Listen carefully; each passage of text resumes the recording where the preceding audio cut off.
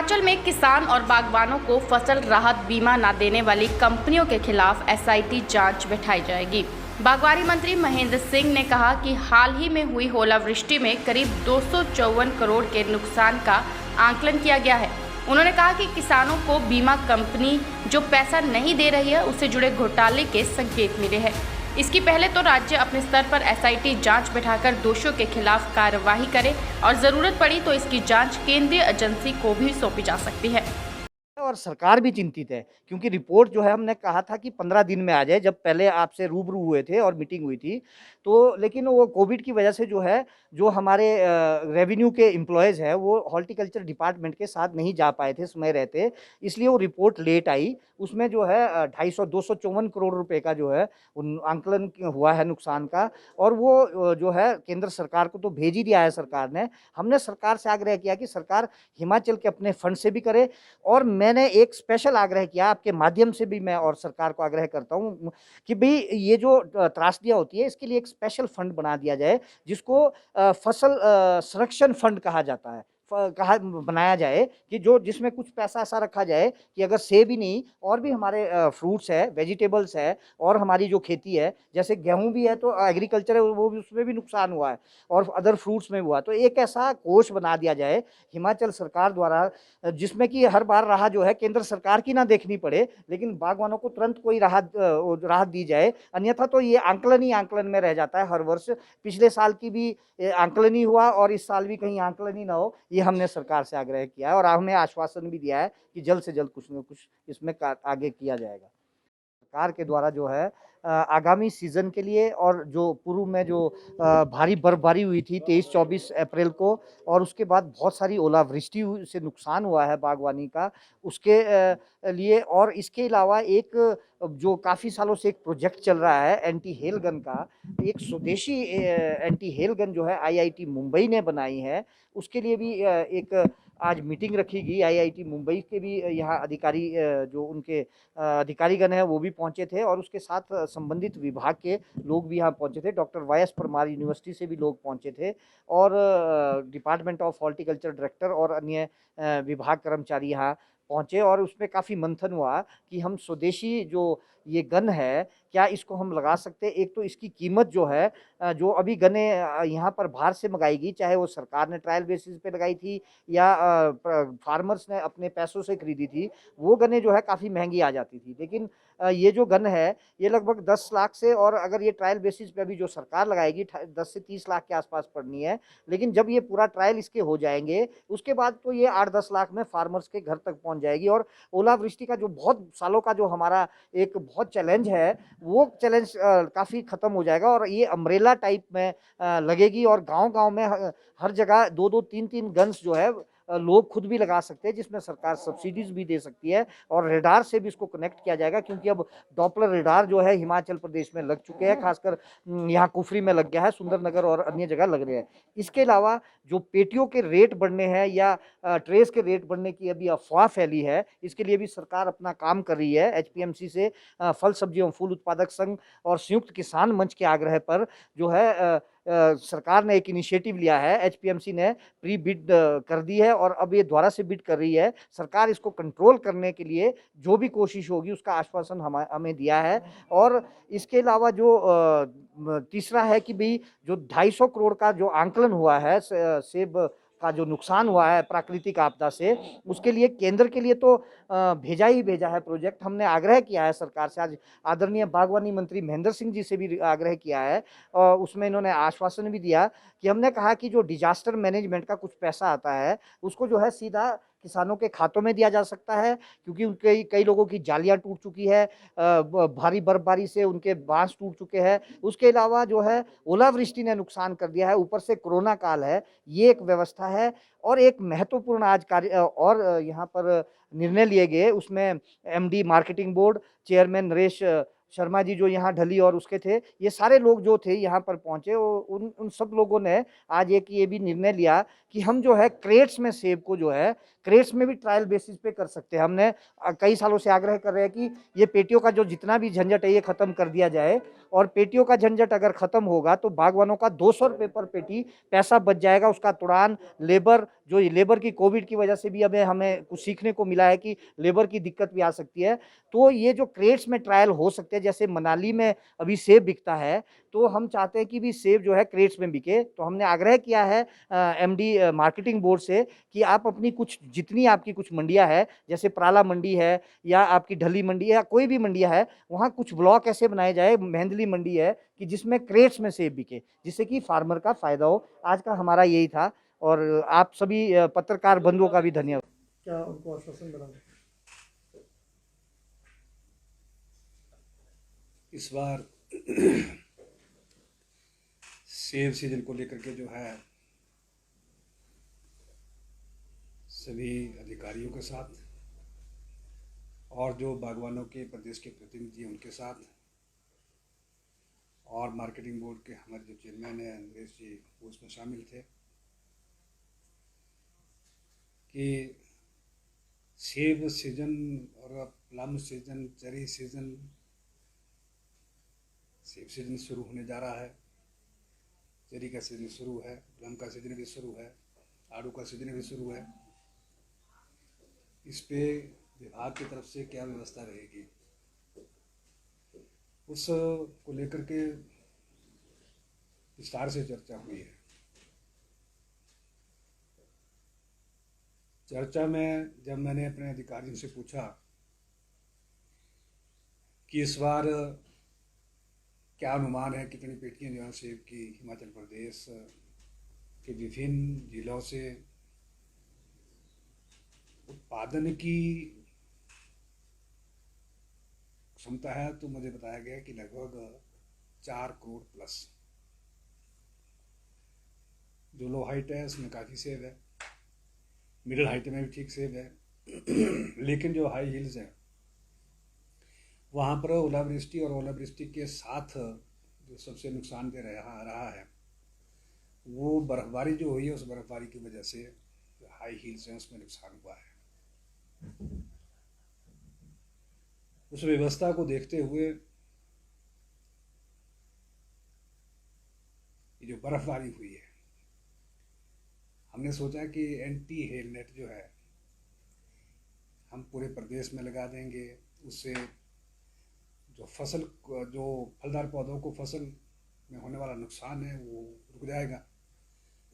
लेकिन इस बार एक नई चुनौती हमारे सामने आ गई कि बर्फबारी हो गई। ऊंचाई वाले क्षेत्र में जिनके बागीचे थे वहाँ नेट तो ख़त्म हो गई, नेट के साथ साथ जो स्ट्रक्चर लगाया हुआ था वो भी ख़त्म हो गया, और जब बर्फ़ जो है वो उस नेट के ऊपर चिपकी और 4-4 इंच, कई जगह 5-5 इंच बर्फ़ पड़ी, 6-6 इंच बर्फ़ पड़ी, तो उससे जो नीचे पौधे थे, पेड़ थे, उसमें से काफ़ी नुकसान जो है पेड़ों को और पौधों को हुआ है। आज ही IIT बॉम्बे से हमारे कुछ दोस्त जो हैं यहाँ मिलने आए थे। उन्होंने एक विकल्प दिया है, वो एक रिसर्च कर रहे हैं और उस रिसर्च को लेकर के वो हिमाचल प्रदेश में विशेष करके एंटी हेल गन, वो पायलट प्रोजेक्ट के रूप में 10 स्थानों पर रिसर्च करेंगे। वहाँ पर जो उन्होंने एक एंटी हेल गन तैयार की है, जिससे एक एंटी हेल गन जो है वो लगभग 15 से 30 लाख कीमत होगी। लेकिन जब अभी तो स्टडी कर रहे हैं, इसको प्रोजेक्ट बढ़ा रहे हैं, लेकिन जब ये बन जाएगा तो उसके उपरांत शायद उसकी कीमत जो है वो हो सकता है 8 लाख से 15 लाख के बीच में हो जाए, और उसका क्षेत्र जो है वो आधा किलोमीटर 500 मीटर दोनों तरफ रहेगा, जिससे कि काफ़ी ज़्यादा फायदा जो है हमारे बागवानों को हो सकता है। हमने उनको कहा कि आप आगे बढ़ें, MIDH के अंतर्गत जो है हम इसको करने की तरफ बढ़ रहे हैं। दूसरा, सेब के बारदाने को लेकर के, पेटियों को लेकर के है, उसमें भी हमने अधिकारियों को कहा है कि जिस प्रकार से पिछले वर्ष हमने ओपन टेंडर किए थे एचपीएमसी में और उसमें एम्पैनलमेंट हुई थी कि पेटी इस रेट से ऊपर, ट्रे इस रेट से ऊपर कोई भी नहीं बेच सकता। इस बार कुछ बातें आई है ध्यान में कि डीजल के दाम बढ़े हैं, तो उस दृष्टि से भी हमने कहा कि नहीं, अगर डीजल के दाम बढ़े हैं तो इस बार पिछली बार फसल कम थी, जितना ज़्यादा प्रोडक्शन होगा उतना कम कीमत बढ़ती है, जितनी कम प्रोडक्शन होगी उतनी ज़्यादा उसकी कीमत बढ़ती है। इस करके हमने कहा कि पिछली साल की ही दरों पे जो है इस बार भी जितना भी पेटियां हैं उसके अंदर का जो बारदाना है वो सारे का सारा उसी प्रकार से सुनिश्चित किया जाए। तीसरा, जो हमारा कल्ट फ्रूट है जिसको हम प्रोसेसिंग के लिए जो है, हम तो इस बार कोशिश कर रहे थे कि हमारा यहाँ जो सब्जी मंडी है हमारी, यहाँ पर हमारा बड़ा प्रोसेसिंग प्लांट जो है वो लगे पराला में, लेकिन लॉकडाउन की वजह से कुछ मशीनें आई, कुछ मशीनें आ रही हैं, कुछ उसके जो टेक्नीशियंस हैं उनको आने में अभी तक भी दिक्कत आ रही है। तो इस करके शायद ही इस बार तो प्रोसेसिंग हो सके।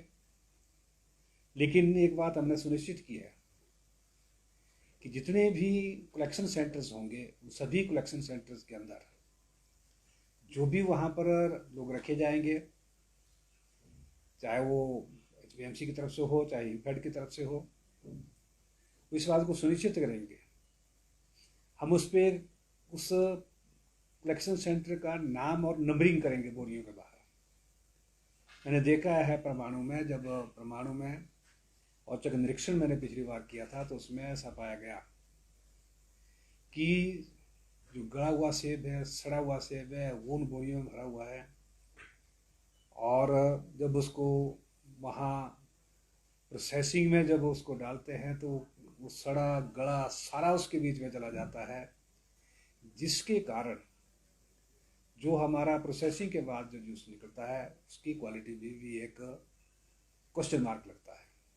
क्वेश्चन मार्क क्यों लगे? हिमाचल प्रदेश में सेब का जूस तैयार किया जाए, उस पर इंटरनेशनल मार्केट में और इंटरनेशनल मार्केट के साथ साथ पूरे राष्ट्र के बीच में जो है इसको बेचा जाता है, तो उसमें बोरियों में ही किसी प्रकार का सड़ा हुआ सेब नहीं जाएगा। जिस बोरी में जाएगा वो उसकी नंबरिंग होगी, वो उस कलेक्शन सेंटर के जो लोग हैं उनसे उसकी रिकवरी होगी। वहाँ जब प्रोसेसिंग प्लांट के पास बोरियां पहुँचती हैं, ट्रकों से उतरती है, तो वहाँ पर मैंने एक अजीब सी बात देखी है। वहाँ पर जो बोरियों से सेब निकालने वाले हैं वो बीच से उन बोरियों को फाड़ते हैं, जबकि वो बोरियां सारी की सारी बोरियां या 90% बोरियां जो है रीयूज़ हो सकती है। हमने कहा है कि हर बोरी जो है वो बड़ी सेफ्टी से खोली जाए, उससे फ्रूट निकाला जाए, उसके बाद जितनी भी बोरियां हैं वो दोबारा कल्ट फ्रूट के लिए वापस जो है वो आए, ताकि उससे भी हमारा कुछ खर्चा जो है कम हो सकता है। इसके अलावा हमने एक और बात कही है आज कि मनाली में सेब जो है वो क्रेट में ला करके जो है वो मंडी में बेचा जाता है। अब मैं उसकी तुलना कर रहा था, शिमला और मंडी में जो सेब के बागवान है वो पहले सेब पेड़ से उतारेंगे, फिर उसको साफ करेंगे, फिर उसकी ग्रेडिंग करेंगे, फिर उसकी पैकिंग करेंगे, फिर उसमें 2 लेयर और एक्स्ट्रा डालेंगे, फिर उसको बाहर से बांधेंगे, फिर उसको गाड़ी में लोड करेंगे और गाड़ी के ऊपर तरपाल डालेंगे। अगर बारिश से पेटी भीग गई तो पेटी की कीमत आधी रह जाती है। हमने कहा इस बार इस प्रयोग को भी शुरू करो। क्रेट में सेब आएगा कुछ जगह ट्रायल के रूप में, उसको ना तो धोने की आवश्यकता है, ना साफ करने की आवश्यकता है, ना तो पेटी में ना ग्रेडर की आवश्यकता है, ना पैकर की आवश्यकता है। ना पेटी की आवश्यकता है, ना ट्रे की आवश्यकता है, ना भागने की आवश्यकता है, ना तो जिस गाड़ी में वो आएगा उस गाड़ी के ऊपर तरपाल डालने की आवश्यकता है। वो ओपन में आएगा और ओपन में बिकेगा। और जब ऊपर में बिकेगा तो मैंने प्रणाली में देखा है कि वो गढ़ में बिकता है। वैसे भी सेब जो है लार्ज मीडियम तो बहुत कम होता है। मैं एक बागवान के नाते कह सकता हूँ कि लार्ज और मीडियम कहीं 35 से 40% होता है।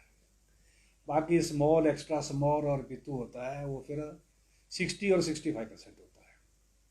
जब गढ़ में हमारा माल बिकेगा तो उसमें चाहे वो पितू है, चाहे एक्स्ट्रा स्मॉल है, चाहे स्मॉल है, चाहे मीडियम है, चाहे लार्ज है, वो इकट्ठा बिकेगा।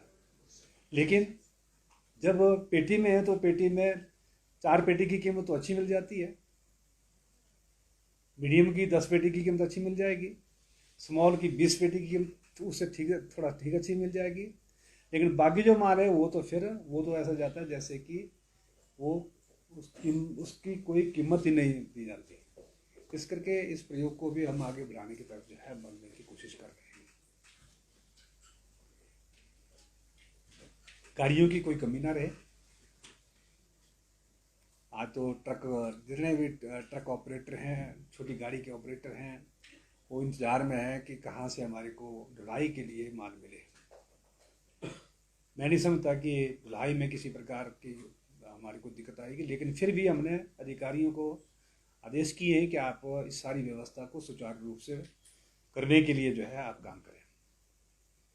के अलावा हमने आड़तियों को भी बुलाया था कि आड़ती जो हैं वो किसी भी बागवान की राशि जो है वो अमूमन शिकायत आती है कि जो छोटे बागवान हैं उन छोटे बागवानों का माल जो है वो बहुत कम रेट पे बिकता है। फिर जब कम रेट पे बिकता है और साथ में कम रेट पे बिकने के साथ साथ फिर पैसे भी नहीं मिलते उनको, तो किसी के साथ किसी प्रकार की ठगी जो है वो किसी प्रकार से नहीं होनी चाहिए। हमने सभी आड़तियों से एक विनम्र प्रार्थना की है।